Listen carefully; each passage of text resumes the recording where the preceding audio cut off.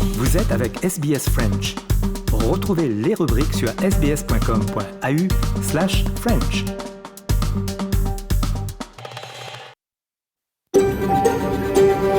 SBS, a world of difference. You're with SBS French, on mobile, online and on radio. Vous êtes avec SBS French sur votre smartphone, en ligne et à la radio. Madame, mademoiselle, monsieur, bonjour et bienvenue au programme de ce dimanche 27 juin. Avec vous, Jean-Noël Ducasse pour une heure en français. Au sommaire, le journal, les sports, le personnage de la semaine et notre série Europa Voice et un focus sur les élections régionales en France. Il est 13h, c'est l'heure du journal.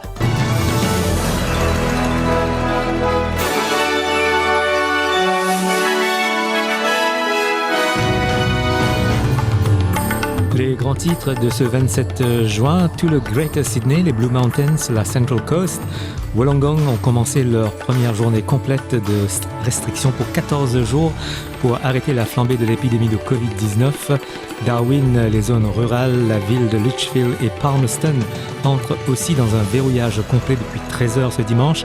Pendant 48 heures, le territoire est confronté à sa plus grande menace de Covid-19.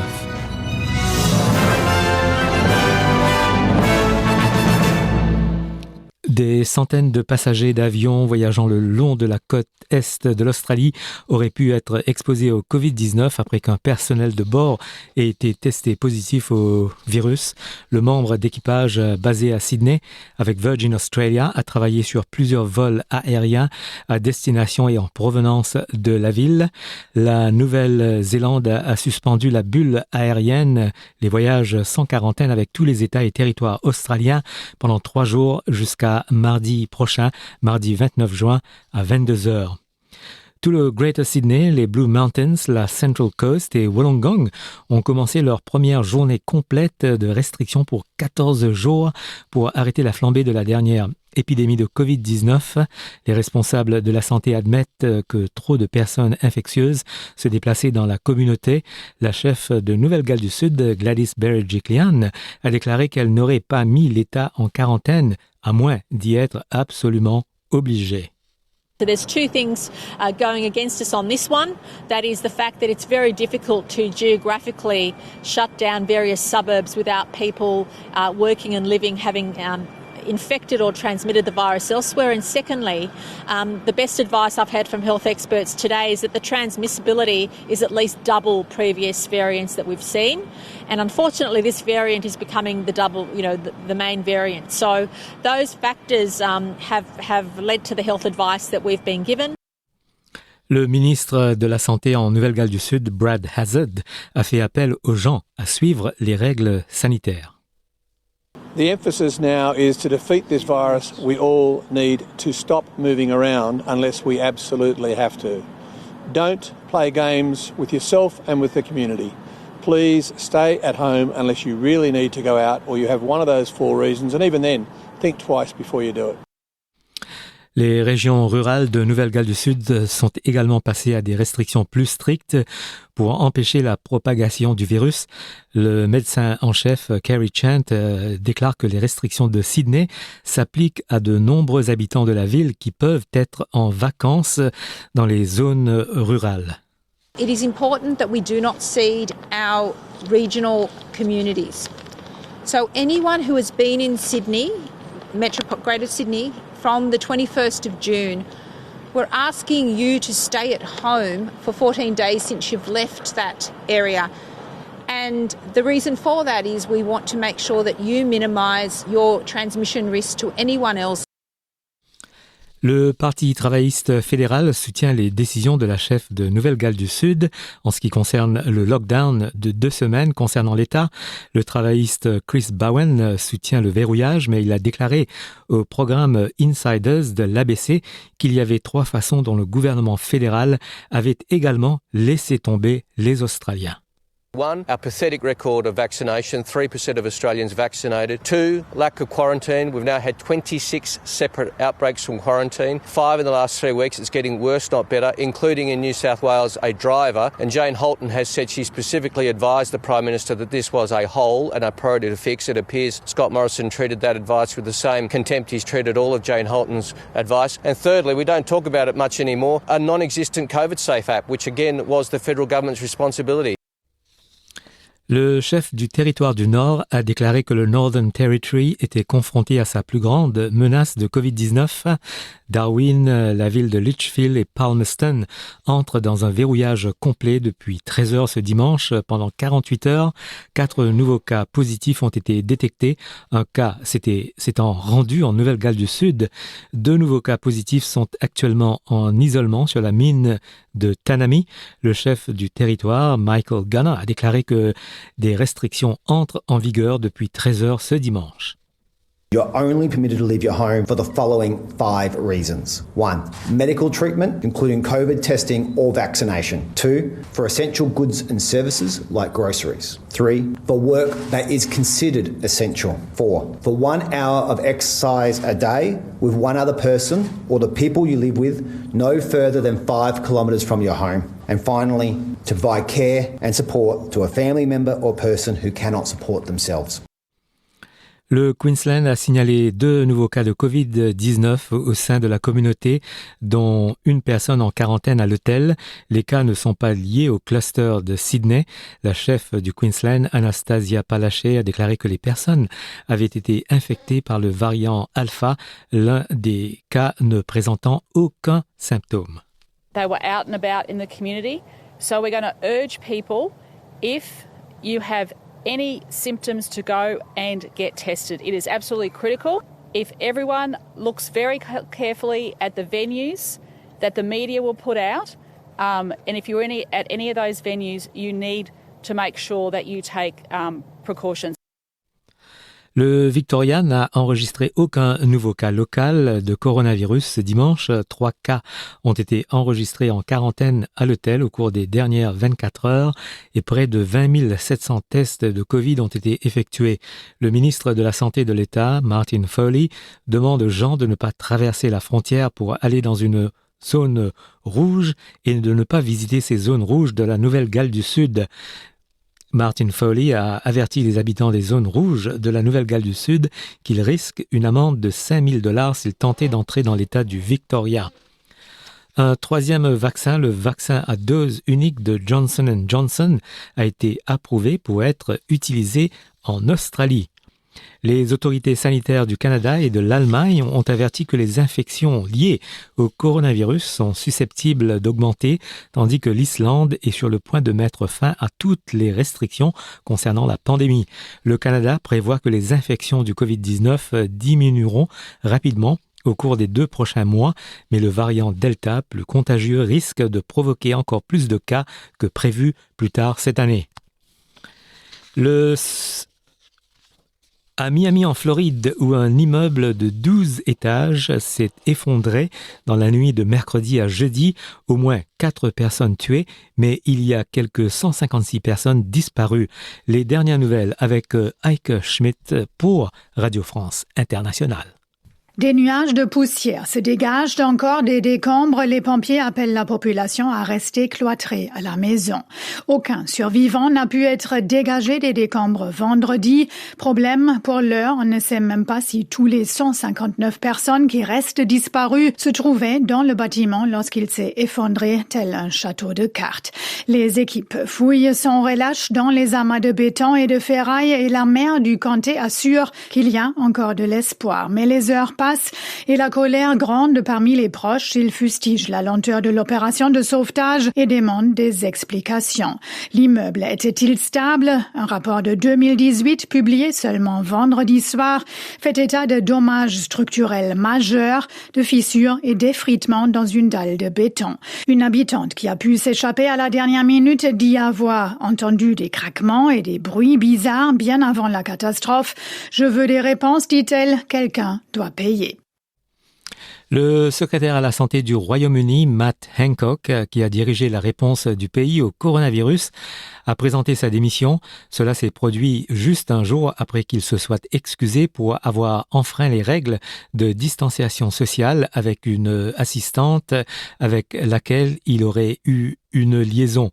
Le porte-parole de la santé de l'opposition, Jonathan Ashworth, a déclaré que si Matt Hancock était resté à son poste, beaucoup de gens n'auraient pas suivi les règles eux-mêmes. En France, le second tour des élections régionales, c'est ce dimanche 27 juin et la participation sera l'une des clés du scrutin. Je rappelle, il y a eu une abstention record au premier tour.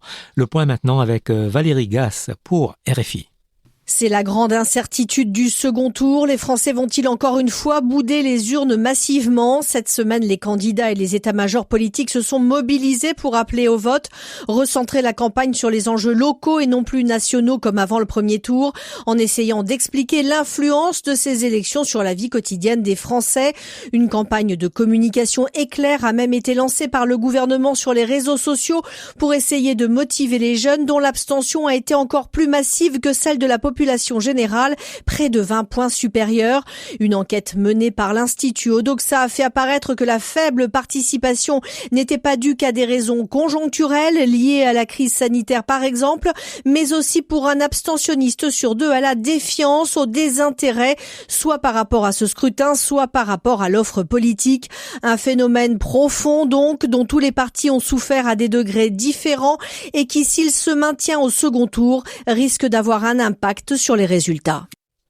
En Allemagne, après l'attaque au couteau de Würzburg en Bavière, les enquêteurs ne savent toujours pas sur les motivations de l'agresseur. Le bilan est de 3 morts et 5 blessés graves. Précision de Nathalie Versieux pour RFI. Le jeune Somalien de 24 ans est aujourd'hui placé en détention provisoire. Selon des témoins, l'homme, qui était connu pour des faits de violence remontant à janvier et mars dernier, aurait parlé de djihad et crié Allahu Akbar. De la propagande islamiste aurait été retrouvée dans le foyer pour personnes sans domicile dans lequel il vivait. Pour autant, il est difficile pour l'heure de parler de terrorisme islamique, comme l'explique le ministre de l'Intérieur de la Bavière, Joachim Herrmann. La question n'est pas de savoir si on a affaire à des problèmes psychiques ou à une motivation radicalisée. Nous ne pouvons répondre avec certitude pour l'instant ni sur l'un ni sur l'autre. Je veux rappeler que les deux ne s'excluent pas. Il y a des gens qui présentent ces deux caractéristiques. Cela fait partie des choses sur lesquelles il faudra encore enquêter. Le dossier de Würzburg n'a pour l'heure pas été transmis au procureur fédéral, comme c'est le cas pour les affaires de terrorisme, ce qui pourrait évoluer après déchiffrage des informations contenues dans les documents saisis dans le logement de l'agresseur, ainsi que dans son téléphone, une analyse qui prendra du temps à préciser la police en raison du lent travail de traduction nécessaire. On passe à la météo pour ce dimanche en Australie, à Perth, où il fera 18 degrés, Adélaïde 16, Melbourne 15, Hobart 11, Canberra 13, Sydney 18, Brisbane 21, Cairns 27, Darwin 31 et à Alice Springs un maximal de 15 degrés. Un rappel des grands titres de ce dimanche 27 juin. Tout le Greater Sydney, les Blue Mountains, la Central Coast et Wollongong ont commencé leur première journée complète de restrictions pour 14 jours pour arrêter la flambée de l'épidémie de Covid-19. Darwin, les zones rurales, la ville de Litchfield et Palmerston entrent dans un verrouillage complet depuis 13 heures ce dimanche pour 48 heures.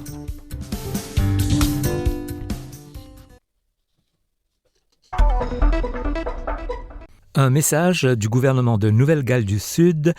La Nouvelle-Galles du Sud est en état d'alerte élevé pour le Covid-19.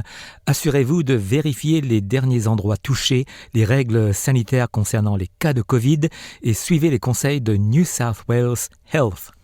Si vous habitez dans le Greater Sydney, les Blue Mountains, la Central Coast, Wollongong ou Shell Harbour, et si vous avez visité ces lieux le 21 juin ou après, vous ne devez quitter votre domicile que pour des raisons essentielles. Par exemple, pour les courses alimentaires, l'exercice, les soins médicaux, le travail ou les études essentielles. Si vous ne vous sentez pas bien, ou si vous présentez des symptômes, même légers, faites-vous tester immédiatement et isolez-vous. Pour les dernières informations et les cliniques de tests pour le coronavirus, visitez le site internet du gouvernement de Nouvelle-Galles du Sud, nsw.gov.au. nsw.gov.au.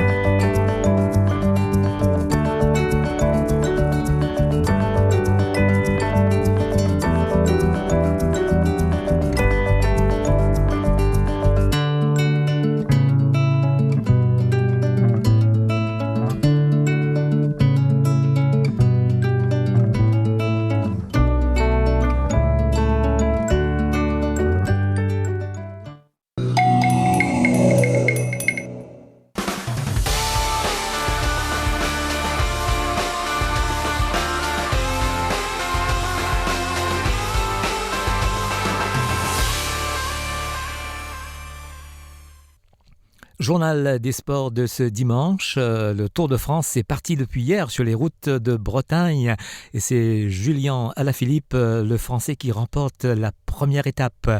Sophia Namazian, Radio France Internationale. Et oui, le Français s'empare d'ores et déjà du maillot jaune sur les hauteurs de Landerneau en Bretagne, au terme d'une étape marquée par 2 chutes massives presque consécutives. Le coureur français, actuel champion du monde, a réalisé un coup de maître dans les dernières bosses de la course. Une accélération au meilleur des moments lui aura donc suffi pour s'adjuger l'étape. Sa 6e victoire sur le Tour et visiblement, le Français l'avait parfaitement préparé.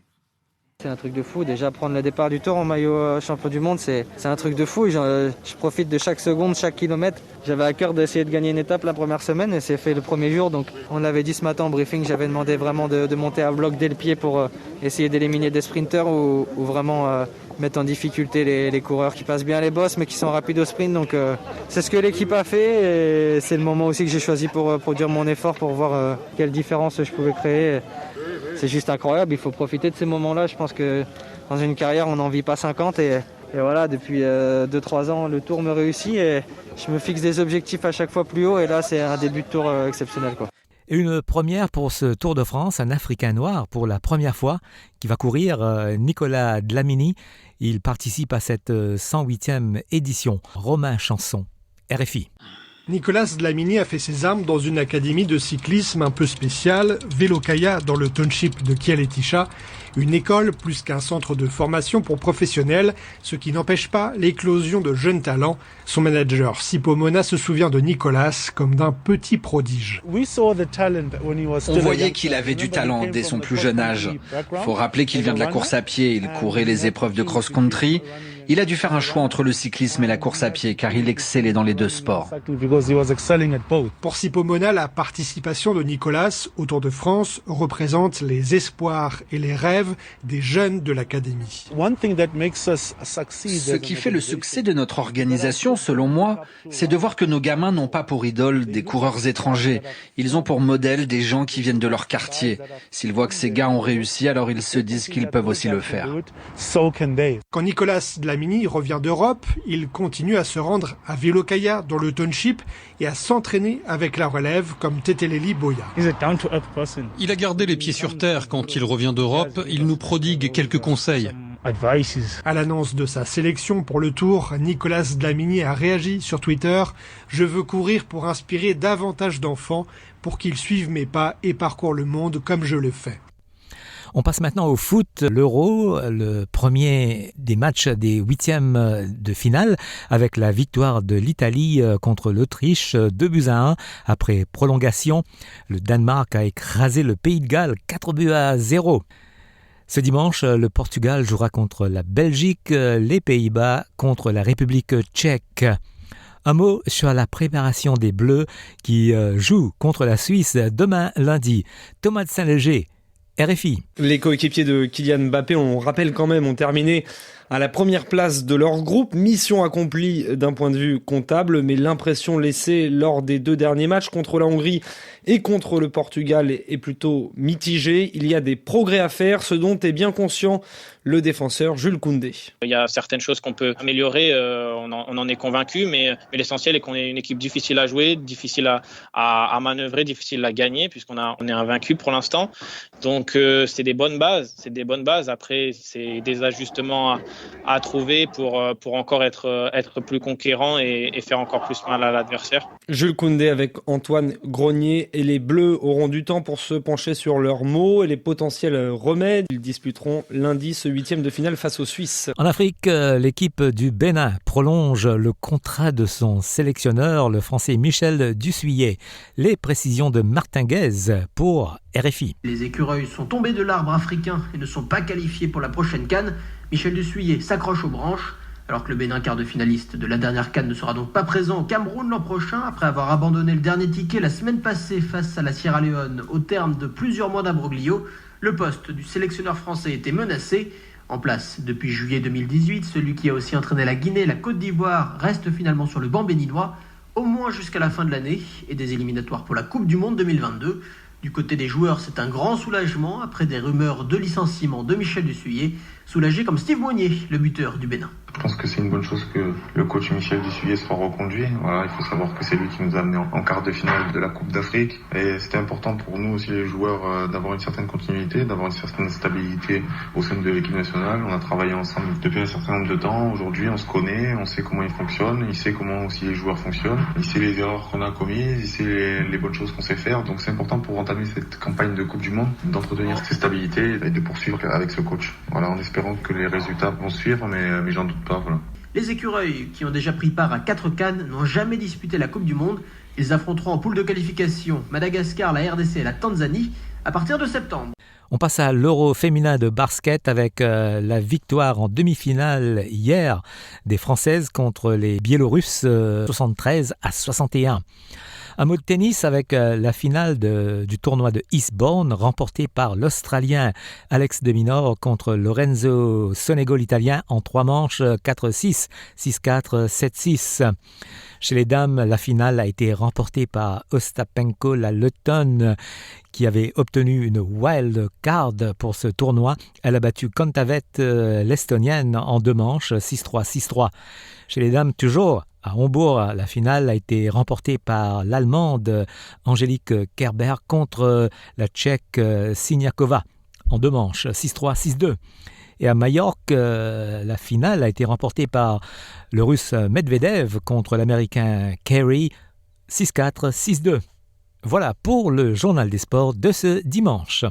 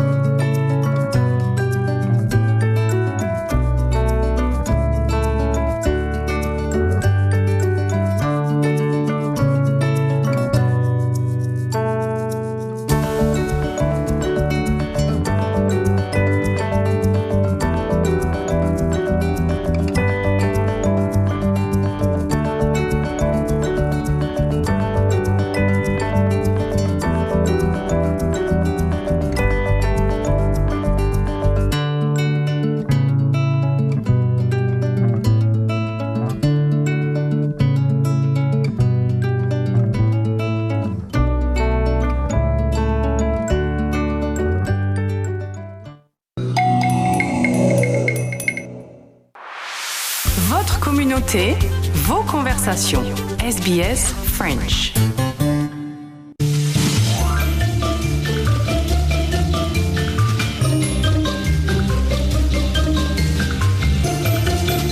Eh bien, comme chaque dimanche, nous revenons sur un événement marquant de l'actualité et une personnalité qui lui est associée.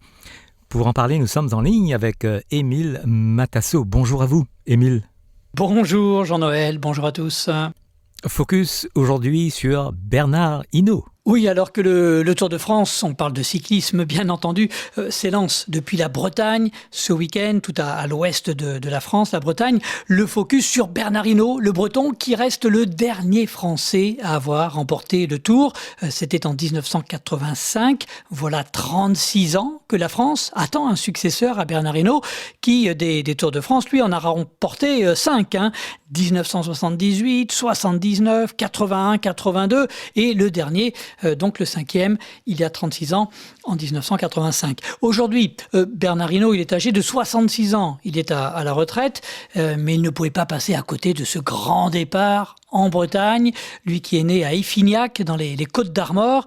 Il est né en 1954. La deuxième étape du Tour, ce dimanche, elle se court entièrement sur ces terres, dans les Côtes d'Armor, étape entre Perros-Guirec et le mur de Bretagne, où est jugée l'arrivée ce dimanche. Le Tour qui passe en tout 4 jours en Bretagne, les 4 premières étapes, une pour chaque département de la région, le Finistère, les Côtes d'Armor, le Morbihan et l'Ille-et-Vilaine. La Bretagne, terre de cyclisme, depuis le premier Tour de France en 1903, 4 Bretons ont gagné le Tour. Lucien Petit-Breton, c'est son nom, Petit-Breton, le bien nommé, en 1907 et 1908. Jean Robic en 1947. Louison Bobet à 3 reprises, 1953, 54 et 55. Et donc les 5 Tours de France de Bernard Hinault. Bernard Hinault, vous l'avez dit, est à la retraite, mais ces derniers jours, on l'a quand même beaucoup entendu.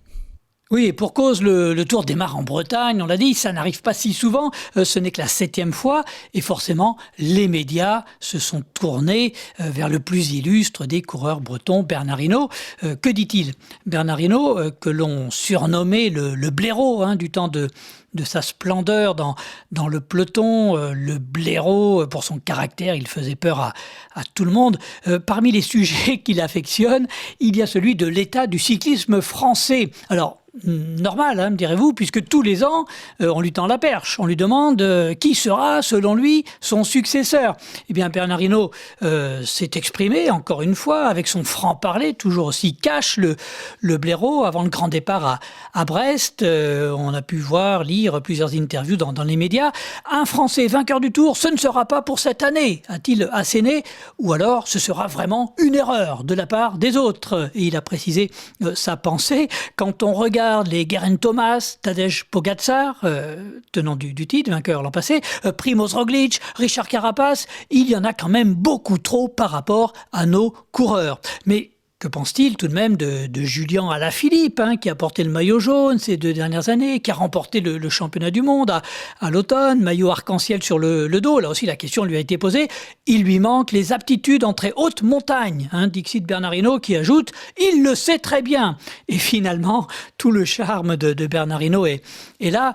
Au premier abord, il peut sembler très, très froid, très clivant, mais son charme, finalement, bien c'est qu'il dit ce qu'il pense, là où dans l'entourage des coureurs, on trouvera très souvent des bonnes excuses pour expliquer la faillite des coureurs français.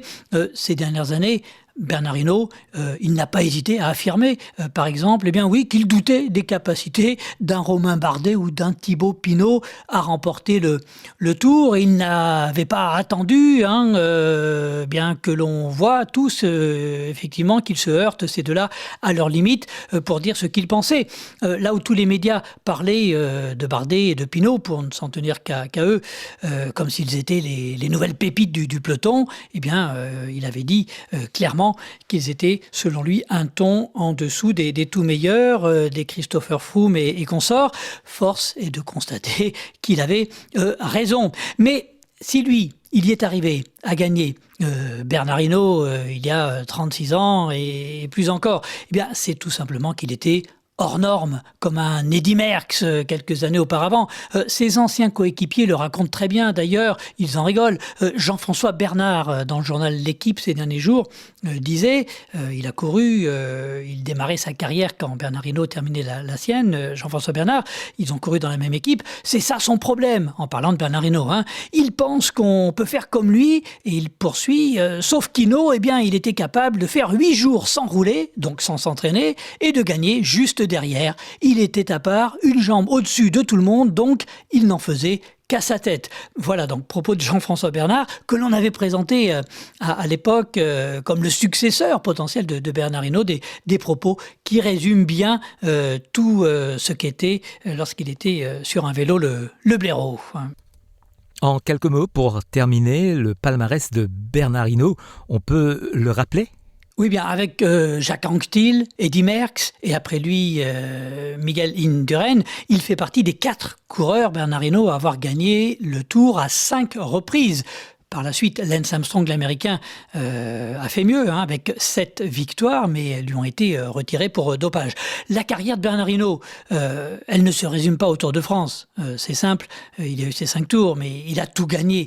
Il avait cette faculté à gagner quand il en faisait tout simplement un objectif. Il n'aimait pas, par exemple, les pavés de Paris-Roubaix, l'enfer du Nord.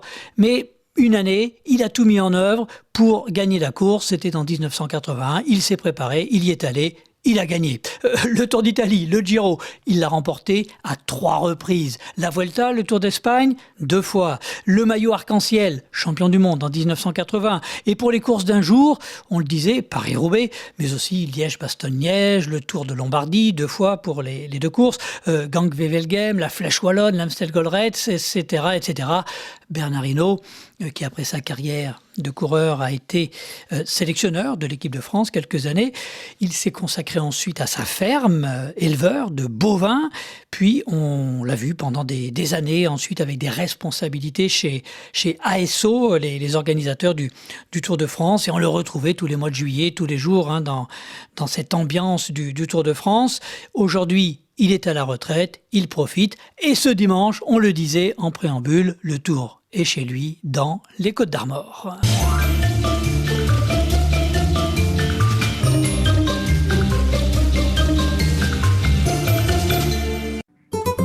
Vous êtes avec Radio SBS en français.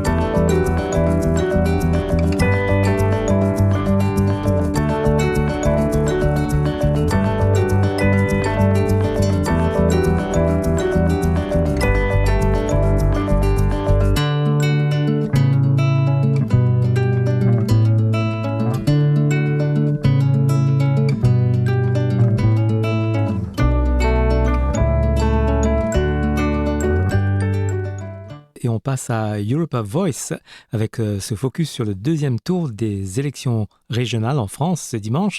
Et bien après chaque élection à forte abstention, la question du vote obligatoire est remise sur la table. Mais y a-t-il d'autres formules magiques ? Analyse de Nathanaël Bloch qui est avec notre collègue Grégory Pless.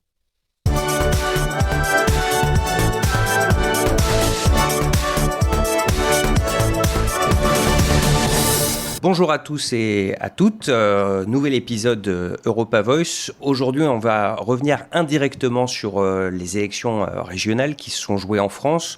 On va parler en fait du fait le plus marquant de ce premier tour, l'abstention record. Les 2/3 des électeurs au niveau national ne se sont pas déplacés pour aller voter. On va en parler avec vous, Nathanaël. Bonjour. Bonjour Grégory. Alors, moi, quand j'ai vu ces chiffres hallucinants, je me suis demandé, et si la solution pour lutter contre l'abstention, c'était pas de faire comme en Australie, de rendre le vote obligatoire, d'autant que ça existe déjà dans un certain nombre d'autres pays de l'Union européenne. Qu'est-ce que vous en pensez, Nathanaël, et qu'est-ce que vous pouvez nous dire sur la façon dont le vote obligatoire fonctionne ailleurs en Europe ? Alors, Grégory, sur cette question du vote obligatoire, en fait, d'abord, pour remettre un peu dans le contexte, c'est une sorte de marronnier, c'est quelque chose qui ressort de manière assez systémique en France quand on a des chiffres d'abstention qui sont très élevés à une élection. On a l'impression que c'est un petit peu la formule miracle. Et puis là, évidemment, ça n'a pas manqué, puisqu'on a eu à peu près 67% des électeurs français qui ne se sont pas présentés aux dernières élections à la fois régionales et départementales. Donc dès le soir même, au moment des plateaux de télévision sur l'analyse des résultats des élections, on a ressorti cette vieille rengaine du vote obligatoire comme solution miracle à la participation aux élections. Donc déjà, premier élément. Ensuite, sur cette question du vote obligatoire, je pense qu'il faut bien distinguer deux choses, Grégory. D'abord, c'est que en fait, le vote obligatoire, il s'inscrit dans un ensemble de solutions que des politologues, que des scientifiques même, sont en train d'étudier pour justement augmenter la participation aux suffrages électoraux, quels qu'ils soient, que ce soit une présidentielle, une régionale, etc. Et donc, le vote obligatoire, il est étudié au même titre que, par exemple, le rassemblement des scrutins, c'est-à-dire au lieu de faire voter les gens plusieurs fois, par exemple, dans une année, vous rassemblez certains scrutins électoraux, ou au même titre que d'autres solutions comme la reconnaissance du vote blanc pour bien faire rendre compte aux élus que finalement ils sont élus, ils sont choisis sur une base très faible de votants. Et puis le deuxième aspect, Grégory, comme vous le disiez, c'est est-ce qu'on a des éléments de comparaison dans d'autres pays du monde et plus spécifiquement au sein de l'Union européenne d'un vote obligatoire, et surtout est-ce qu'on a une corrélation entre le vote obligatoire et la participation aux élections quand il y a un vote obligatoire. Alors, sur cette deuxième question, malheureusement, on n'a pas de réponse magique, et on a des exemples de pays, par exemple la Belgique ou le Luxembourg, où on a un vote qui est obligatoire, où en cas d'abstention, on a des sanctions assez symboliques financières qui sont prévues, et on voit qu'on a un taux de participation effectivement qui est très élevé à la fois et en Belgique et au Luxembourg, on avoisine les 90%. Donc ça, c'est un exemple, j'allais dire, qui va dans le sens de ceux qui pensent qu'il faut un vote obligatoire pour augmenter les taux de participation aux élections. Mais malheureusement, vous avez des pays où vous avez, malgré le caractère obligatoire du vote, une abstention qui est en constante augmentation. Je peux citer par exemple la Grèce, où c'est inscrit dans la Constitution que le vote est obligatoire, et ça depuis 1975. Et malgré ça, on a un taux de participation qui ne cesse de chuter aux différentes élections en Grèce. Donc vous voyez, on a des exemples au niveau européen, mais malheureusement, on n'a pas de corrélation ou de formule magique entre vote obligatoire et augmentation de la participation aux élections. Et sur le cas de la Grèce, est-ce qu'il y a des éléments qui expliquent cette augmentation de l'abstention ? Déjà, est-ce qu'il y a des sanctions si on ne se rend pas aux urnes ? Enfin, je m'étonne juste de la différence entre le cas de la Belgique ou du Luxembourg, où visiblement le taux de participation est quasi maximal, et celui de la Grèce, où le vote est également obligatoire, mais où vous dites que l'abstention progresse malgré tout de scrutin en scrutin. Alors, on va prendre l'exemple de la Grèce. En fait, au niveau des sanctions, en Grèce, vous avez une amende, mais qui est somme toute symbolique, c'est une amende de 5 à 10 euros.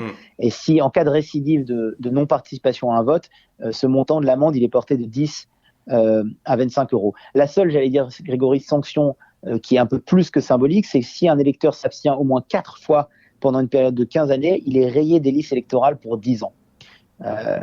Et encore, vous allez me dire, vous avez certainement certains abstentionnistes pour qui ça ne fait ni chaud ni froid d'être rayé des listes électorales. Donc vous voyez, en Belgique, en fait, on a des sanctions qui sont somme toute assez symboliques, et pourtant on a un taux de participation qui est très élevé. Alors que si on prend la Grèce, en fait, un électeur qui n'exercerait pas son droit de vote et de manière injustifiée, donc on enlève de ça par exemple les électeurs grecs qui sont à l'étranger ou qui habitent très loin de leur circonscription le jour du scrutin, s'ils n'ont pas changé. Donc si vous n'avez pas de raison justifiée, vous risquez entre 1 mois et 1 an d'emprisonnement. Mais là aussi, Grégory, c'est une sanction pas forcément symbolique, mais en tout cas, il n'y a aucune contrainte, aucun pouvoir de contrainte, puisque cette peine de prison n'a jamais été appliquée en Grèce. Donc vous le voyez, en fait, on a le cas où on a 2 pays, où finalement, dans les 2 pays, les sanctions sont différentes, mais restent malgré tout symboliques ou non appliquées. Et bien malgré ça, on a des taux de participation qui sont foncièrement différents. Donc vous voyez, c'est assez dur d'expliquer pourquoi il y a une telle différence entre les 2 pays, et donc ça ne permet pas non plus d'expliquer qu'il y a une automaticité de l'augmentation de la participation à un scrutin parce que le vote est obligatoire. D'accord, donc c'est pas la formule magique pour régler le problème de l'abstention. Toujours est-il qu'en France, il augmente d'année en année. La dernière élection présidentielle, le deuxième tour, on a eu le plus fort taux d'abstention de l'histoire de l'élection présidentielle, plus de 25%. Est-ce que ça pourrait pas malgré tout régler une partie des problèmes qu'on a en France, notamment problèmes que rencontrent de plus en plus de dirigeants politiques qui sont élus au final avec très peu de voix et qui, malgré le fait qu'ils se présentent à une élection, qu'ils la remportent, sont contestés pendant toute la durée de leur mandat sur leur légitimité? Alors, c'est évidemment une très bonne question, Grégory. La véritable, si vous voulez, il faut aussi prendre cette imposition du vote obligatoire en fonction de la société dans laquelle vous évoluez, ou en tout cas en fonction de la société dans laquelle vous voulez imposer cette contrainte. En France, la vraie question qu'on est en droit de se poser, c'est est-ce que la peur du gendarme et la peur de l'amende, elle ferait que le taux de participation aux élections serait élevé. Et surtout, est-ce qu'il y a une effectivité de la sanction? Pour moi, la question, elle est vraiment là, Grégory. C'est vous pouvez avoir une sanction, très bien, mais est-ce que cette sanction, elle est dissuasive? Et surtout, est-ce qu'elle est effective? Et mon sentiment personnel, c'est que pendant la période de Covid en France et de confinement, est-ce que véritablement une amende de 130 € était quelque chose qui était dissuasif pour ceux qui ne voulaient pas obéir, j'allais dire, à la loi commune et à l'intérêt général. Donc, tout ça, c'est des questions qu'il faut se poser au vu et au su du contexte français. Ensuite, le vrai problème, Grégory, là où il faut aussi mettre en lumière cette automaticité de la sanction en cas de non-participation à des élections, c'est de savoir en fait comment est-ce qu'après vous compter les voix du scrutin. En fait, quelles sont les modalités de scrutin? Parce que, j'allais dire, si on est dans un scrutin qui est complètement, qui est une proportionnelle intégrale, finalement, on peut considérer que l'abstention, elle ne fait que réduire, si vous voulez, la pertinence de la représentativité globale. Par contre, elle ne change pas le rapport de force entre les formations. Alors, effectivement, une formation qui a un petit score, elle aura un petit nombre d'élus, mais il y aura toujours des élus qui seront à l'Assemblée représentative. Le problème, c'est par exemple, si on prend les élections régionales, avec le plafond de 10%, avec le fait que vous avez des listes qui vont se désister pour le second tour, vous avez toute une partie de l'électorat qui ne va pas se sentir représentée parce que leur formation, pour diverses raisons, se désiste. Et donc là, mon intime conviction, c'est que la participation obligatoire ne change strictement rien à la perception que peut avoir un citoyen parce qu'il ne se sent pas représenté par le mode de scrutin. Et donc c'est pour ça que je pointais un peu ça du doigt cela au début, c'est que finalement, il faudrait prendre le caractère obligatoire du vote dans une réflexion beaucoup plus globale sur la façon dont les Français se rendent aux urnes et la façon dont les Français aussi sont représentés à la suite d'un vote et en fonction de l'élection pour laquelle ils votent. D'accord, donc il faudrait vraiment une réforme beaucoup plus large que simplement rendre le vote obligatoire. Alors un autre point que je voulais voir avec vous, c'est pareil dans les débats en France qui ont suivi ce premier tour. Il y a beaucoup de voix qui ont dit s'il y a une abstention si forte, c'est en partie parce que les gens avaient peur d'aller voter, d'attraper le coronavirus qui circule quand même encore toujours beaucoup en France, en tout cas quand on compare avec l'Australie. Et donc, il y a beaucoup de gens en ce moment qui disent il faut permettre le vote électronique. On fait nos cours sur Internet, on paye nos impôts sur Internet. Pourquoi est-ce qu'on ne pourrait pas voter sur Internet ? C'est vrai que ça semble très pratique, mais pourtant, il y a aussi sur ce plan-là beaucoup de résistance. Est-ce que vous pouvez nous expliquer quels sont les arguments en défaveur de la mise en place du vote électronique ? Alors, même constat sur cette question, Grégory, c'est pareil, le vote électronique, ce n'est pas la solution miracle. On pourrait trouver des exemples dans le monde où vous avez une participation qui est beaucoup plus forte avec un vote électronique et une participation beaucoup moins forte dans d'autres pays avec ce même système de vote électronique. Donc, premier élément, c'est que le vote électronique, de la même manière que le vote obligatoire, de la même manière que le rassemblement des scrutins ou la reconnaissance du vote blanc, ce sont des éléments qu'il faut prendre dans un tout beaucoup plus global sur le vote. Alors, vous faites référence sûrement dans votre question aussi, alors non seulement au vote électronique et au débat de manière générale sur la question, mais aussi on a eu le Stanislas Guérini, donc le patron de la formation des marcheurs, qui lui avait dit qu'il voulait voir la mise en œuvre du vote par Internet dans le prochain quinquennat dès le lendemain des élections régionales. Donc c'est encore une fois, vous voyez, on a une abstention qui est forte et directement après, on ressort les vieilles rengaines sur la question du vote électronique. Alors, la première chose, Grégory, c'est évidemment la question de sécurité. C'est comment est-ce qu'on s'assure que une personne derrière un ordinateur soit bien cette personne-là qui vote, comment on s'assure qu'elle vote aussi librement. C'est le principe quand même de l'isoloir, il faut le rappeler, c'est que vous êtes seul dans votre cabine et vous n'agissez pas sous la contrainte. Donc comment est-ce qu'on s'assure de ces choses finalement assez simples quand c'est physique, quand on est derrière un ordinateur.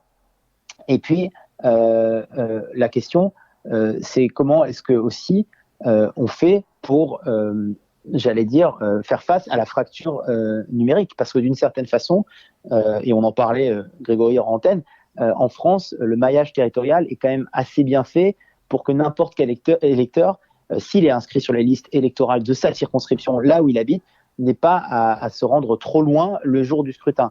Avec le vote électronique, c'est comment est-ce qu'on fait pour couvrir des territoires où l'accès à Internet, au débit, aux moyens de télécommunication pour voter, ne sont pas encore optimales. Bon, merci Nathanaël, comme d'habitude, pour votre analyse et vos explications. Et puis, on vous retrouvera dans un prochain épisode d'Europa Voice. Merci beaucoup. Merci Grégory.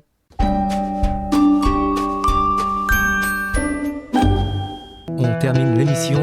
Prochain rendez-vous mardi à partir de 13h sur les ondes de SBS French. Très belle fin d'après-midi et à très bientôt. Aimez, partagez, commentez. Suivez-nous sur facebook.com/sbsfrench.